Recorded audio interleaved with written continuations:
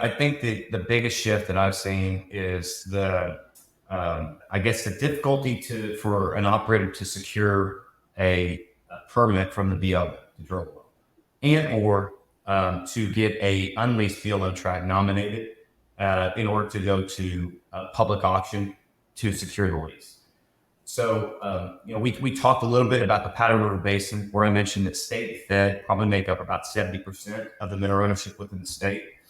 And I think that amongst all the plays, all the active plays that have rigs running right now, I think that Powder is probably the most effective by that. Just because there's very little, most of the formations being the Niobrara Shale, the Turner Frontier, and the Mallory. Those are the three benches that are primarily being developed in Powder River Basin.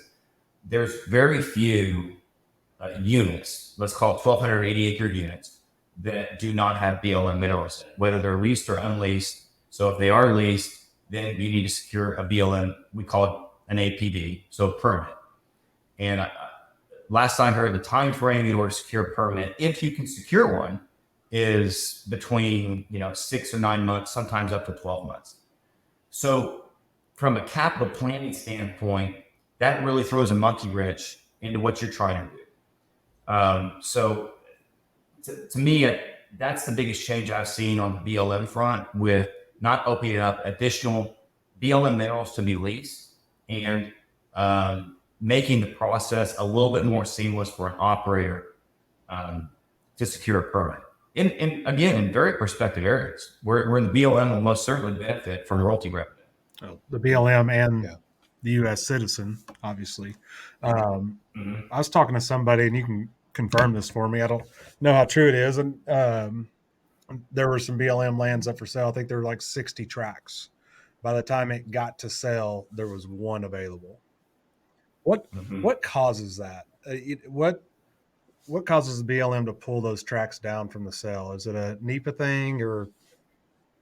It could be a NEPA thing. It could be an environmental impact study. It could be a Forest Service issue. It could be a wetlands issue, an archaeological issue, a biological issue. So a lot of these things are studies that the BLM does when a tract is nominated.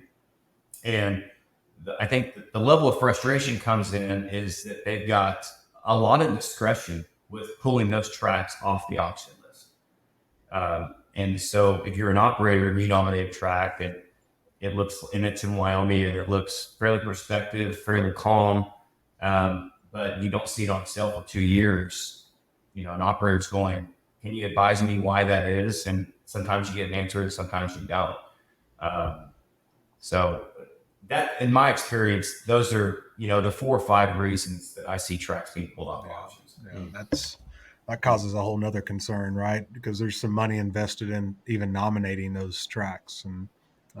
And so, that gets more into like a public policy discussion where, oil is at $9 a barrel for the industry. That's obviously a strong oil price for everyday citizens that, go into the pump. That's not so great. We have the ability to push prices down in plays like Powder River Basin and others that have heavy federal unleased minerals or in order to get a permit. So, the Powder, I think, out of all the plays that are active, and that includes mainly the oil plays, the Permian, of the 670 rigs, I think half of them are in the Permian right now. So they don't have that issue, but the Permian, the Powder, the Bakken, the Eagle Ford, Stack, I think, amongst those plays, there's still a lot of recoverable resources in place that can facilitate and putting down the pressure on oil prices. But because of some of the public policy hurdles, that's just not conceivable.